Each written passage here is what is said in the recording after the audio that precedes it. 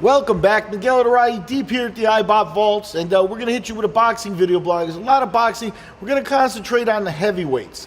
You'll find another blog out there for the Premier Boxing Champions event that's scheduled for Friday. That also has a heavyweight fight featuring Artur Szpilka, the up-and-coming Polish kid. But I'm going to concentrate on three other heavyweight fights that are coming to us on Saturday.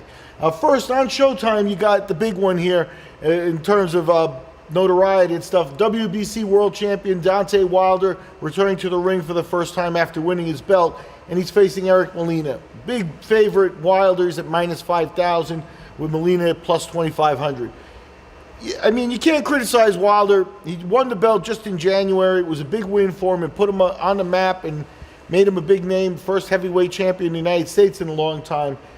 And now he's in line for some bigger fights, and there's some big fish out there that want him. You know, obviously Vladimir Klitschko is eyeing his belt. You've got Tyson Fury in England, and there are various other fighters that may be looking at Deontay Wilder, Povetkin, and a few other guys like that. So what does he do here for his first fight? He goes back to Alabama, his home state, brings in Eric Molina, plus 2,500. And you can't blame him for taking a little bit of an easy fight while things shake themselves out in the heavyweight division, and he positions himself for a big fight. He's been well handled, undefeated up until this point. They got him to a world championship. I expect them to keep, handling him with kid gloves until the big fights materialize. Heading down to Australia, heading down under practically here, you've got prospect Joseph Parker. Parker, a young kid, 23 years old. He's being trained by Kevin Barry. Most people will remember Kevin Barry as the person who got Evander Holyfield was disqualified against him in the Olympics, and everyone remembers Evander won a bronze medal. Barry won the silver medal. Never turned pro, but he's been a trainer involved with guys like Costa Tszyu in the past, so a high-level trainer. And Parker's his baby right now. Parker's at minus 3,400. He's facing Jakub Saglam, who's at plus 1,700. Saglam, he's got a good record. Just nothing on his resume that's preparing him for what he's about to face in terms of a guy who's on a trajectory and a guy that they're bringing along real careful. Parker's been a sparring partner for Klitschko. They've been picking their spots to highlight him, and he's someone you can look for to be making noise in the heavyweight division in the next few years.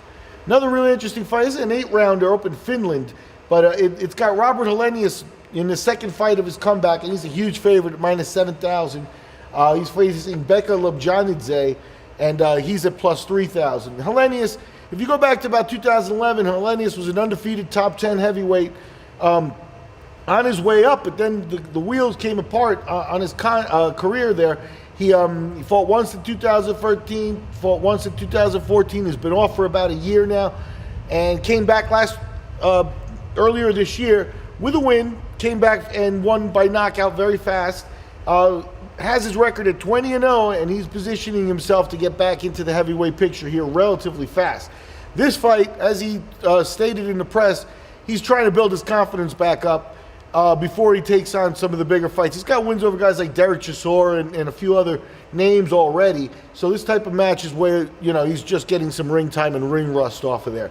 But Helenius is another guy who you will want to watch, probably a lot faster than Parker. Parker will probably need another couple of years. Helenius could impact the heavyweight scene in 2016.